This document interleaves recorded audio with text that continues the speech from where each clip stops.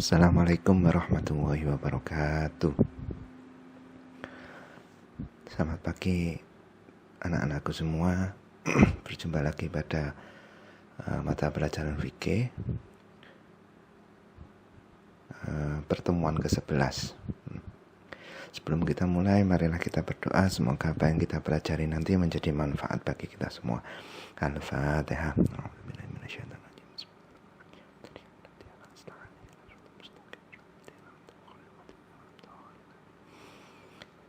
Pada pagi hari ini kita akan membahas tentang zakat. Di sini saya mempersiapkan pengantar untuk memahami zakat. Jadi nanti seperti kita tahu, zakat itu nanti ada zakat fitrah dan zakat mal. Nah, ini pengantarnya, setidaknya hal-hal dasar yang harus kita ketahui sebelum kita membahas tentang zakat fitrah ataupun zakat mal. Secara bahasa, zakat bermakna tumbuh, berkembang atau bertambah. Zakat dapat pula berarti membersihkan atau mensucikan. Jadi di sini makna yang umum itu adalah tumbuh dan mensucikan. Jadi tujuannya zakat ini adalah mensucikan diri maupun nanti harta benda. Sedangkan secara istilahnya, zakat adalah kewajiban pada harta tertentu untuk diberikan kepada golongan tertentu dan pada waktu tertentu. Jadi di sini maksudnya tidak semua harta itu ada kewajiban zakatnya, dan ada orang-orang yang atau golongan yang bisa atau berhak menerima zakat, dan untuk pelaksanaannya juga ada ketentuannya. Sebagian ulama fikih menyatakan bahwa ada infak yang wajib itu dinamakan zakat, sedangkan infak yang sunnah dinamakan sedekah. Ya. Jadi infak ini artinya adalah membelanjakan harta. Nah, kalau wajib ini namanya zakat, kalau hukumnya sunnah ini nanti namanya sedekah. Nah, kewajiban penunaian zakat ini dalam Al-Quran banyak sekali ayat-ayatnya ataupun dalam hadis. Salah satunya di sini adalah surat Al-Baqarah ayat 277. Innalladzina amanu wa 'amilus shalihati wa aqamus sholata wa atuz zakata lahum ajruhum 'inda rabbihim wa la khaufun 'alaihim wa lahum yahzanun. Sesungguhnya orang-orang yang beriman mengerjakan amal soleh, mendirikan sholat dan menunaikan zakat, mereka mendapat pahala di sisi Tuhannya. Tidak ada kekhawatiran terhadap mereka dan tidak pula mereka bersedih hati. Di sini ada jaminan oleh Allah bahwa ketika manusia ini beriman kepada Allah, mengerjakan amal-amal soleh, mendirikan sholat dan menunaikan zakat, mereka akan mendapat pahala. Selain itu juga mereka tidak akan khawatir dan tidak pula bersedih nanti di akhirat, di dunia maupun di akhirat. Pada umumnya zakat dibagi menjadi dua, yakni ada nanti zakat fitrah dan zakat mal. Kalau zakat fitrah ini yang dizakati adalah, yang dibebankan zakat itu adalah dirinya, manusianya. Sedangkan kalau zakat mal itu hartanya. Jadi nanti kita bahas lebih lanjut tentang pengertian zakat fitrah ataupun zakat mal. Sedangkan dalam pelaksanaannya harus memenuhi rukun berikut ini. Untuk mengatakan sebuah kegiatan itu dinamakan zakat, maka harus ada rukunnya. Yang pertama adalah niat melaksanakan zakat. Yang kedua adanya muzaki atau orang yang berzakat. Yang ketiga adanya mustahik atau orang yang menerima zakat, dan yang terakhir tentu saja ada harta atau benda yang dizakatkan. Mustahik zakat adalah orang-orang yang berhak menerima zakat atau yang boleh menerima zakat. Mustahik zakat ini didasarkan firman Allah dalam surat At-Taubah ayat 60 terdiri dari 8 golongan. Kalau ayatnya atau 60 yaitu innamas shadaqatu lil fuqara'i wal masakin wal 'amilina 'alaiha wal mu'allafati qulubuhum wa fir riqabi wal gharimina wa fi sabilillah wa binis sabil faridatan minallah wallahu alimun hakim. Pada terjemahannya sedekah ini umumnya dimaknai zakat dalam Al-Quran.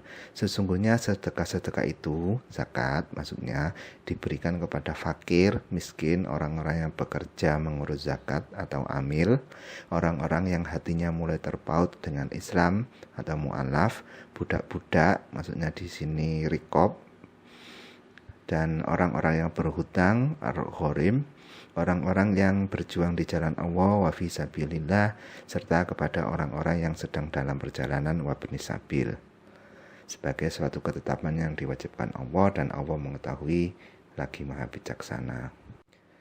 Adapun perincian dari 8 golongan mustahik zakat adalah sebagai berikut. Yang pertama adalah fakir.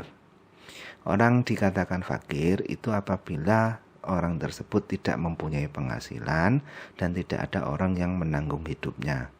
Maksudnya di sini dia tidak bisa bekerja atau tidak ada yang membiayai kehidupannya. Itu disebut fakir. Ya, hampir sama. Yang kedua ada yang namanya miskin. Kalau miskin adalah orang yang mempunyai pekerjaan namun penghasilannya tidak mencukupi untuk memenuhi kebutuhan hidupnya. Jadi kalau yang fakir tadi tidak punya penghasilan, kalau miskin ini punya penghasilan tetapi tidak cukup. Katakanlah dia butuh 1 bulan 500.000 katakanlah. Tetapi dia hanya bisa menghasilkan 200.000. Nah, itu dinamakan miskin, ya. Yang nomor 3 yang berhak menerima zakat adalah amil. Amil ini adalah panitia yang mengurusi penerimaan dan pembagian zakat, ya, baik perorangan maupun lembaga. Jadi biasanya itu ada orang-orang yang jadi pengumpul zakat. Nah, dia selain bertugas mengumpulkan zakat, dia juga menyalurkannya kepada orang-orang yang berhak. Kalau lembaga di Indonesia ini kita kenal dengan namanya Basnas, ya, Badan Zakat Nasional. Nah, itu insya Allah di kota-kota sudah ada atau di sebagian kabupaten sudah ada. Ya, mustahik yang keempat adalah mu'alaf atau orang yang baru masuk Islam.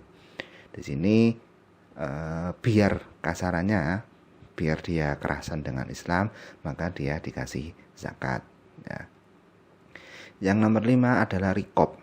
Rikob ini adalah sebutan bagi budak yang dijanjikan dapat memerdekakan dirinya. Kalau sekarang sudah tidak ada budak. Kalau dulu rikob ini adalah budak yang dijanjikan diberikan kebebasan oleh majikannya untuk nabung. Jadi untuk menebus dirinya sendiri agar bisa merdeka. Yang nomor 6 itu adalah ghorim, orang yang punya utang untuk kemaslahatan. Jadi utangnya bukan utang untuk maksiatan, tapi utang untuk kemaslahatan.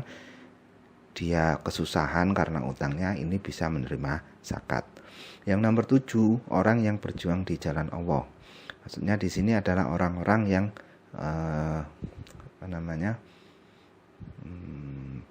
mendakwahkan Islam di mana saja, ya. Orang-orang yang pendai itu bisa dikatakan sabilillah, ya. Intinya orang yang berjuang di jalan Allah, dia bisa memperoleh zakat. Yang terakhir dari mustahik zakat adalah ibnu sabil, orang yang melakukan perjalanan namun kehabisan bekal. Maksudnya kehabisan ongkos. Dia lagi merantau untuk kasarannya untuk berdakwah, terus kemudian kehabisan ongkos, ini dinamakan ibnu sabil dan mereka boleh menerima zakat. Jadi hanya 8 golongan inilah yang berhak atau boleh menerima zakat. Meskipun tadi kita sudah membahas golongan-golongan orang yang berhak atau boleh menerima zakat, namun ada beberapa golongan yang tidak boleh menerima zakat. Maksudnya di sini kadangkala golongan yang tidak boleh menerima zakat ini bisa saja merangkap jabatan menjadi mustahik zakat, tetapi mereka ini tidak boleh menerima zakat. Contohnya di sini seumpama orang kaya. Orang kaya ini kemudian menjadi amil, penerima zakat dan penyalur zakat. Nah, kalau yang namanya amil, maka dia berhak menerima zakat. Tetapi karena dia ini termasuk orang kaya, ya untuk mencukupi kebutuhan hidupnya ini melebihi banyak hartanya, maka dia tidak boleh menerima zakat. Nah, jadi bisa saja punya masuk golongan mustahik, tetapi karena dia tidak boleh menerima zakat, maka tetap tidak boleh menerima zakat. Golongan yang tidak boleh menerima zakat adalah pertama keluarga Nabi Muhammad dan keturunannya. Ya. Nomor 2 orang kaya, orang yang tidak beragama Islam, orang yang harus dinafkahi muzaki. Maksudnya di sini adalah seperti sampean itu adalah tanggungannya dinafkahi oleh bapaknya sampean. Nah, bapaknya sampean ini adalah seumpama jadi muzaki, orang yang mengeluarkan zakat. Maka sampean sebagai orang yang dinafkahi oleh bapaknya sampean tidak boleh menerima zakat. Yang terakhir, golongan yang tidak boleh menerima zakat adalah budak. Budak di sini berbeda dengan rikob tadi. Kalau rikob tadi adalah budak yang diberi kebebasan untuk mengumpulkan harta dalam rangka menembus dirinya. Tetapi kalau budak yang dimaksud golongan tidak boleh menerima zakat itu adalah masih dalam kekuasaan majikannya. Tapi kalau sekarang kan sudah tidak ada budak. Wallahu a'lam bishawab. Demikian yang bisa saya sampaikan. Insya Allah kita sambung lagi pada pertemuan berikutnya.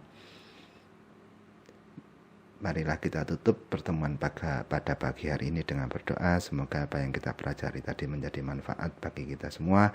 Dan semoga dosa-dosa orang tua kita diampuni oleh Allah Subhanahu wa Ta'ala. Al-Fatihah.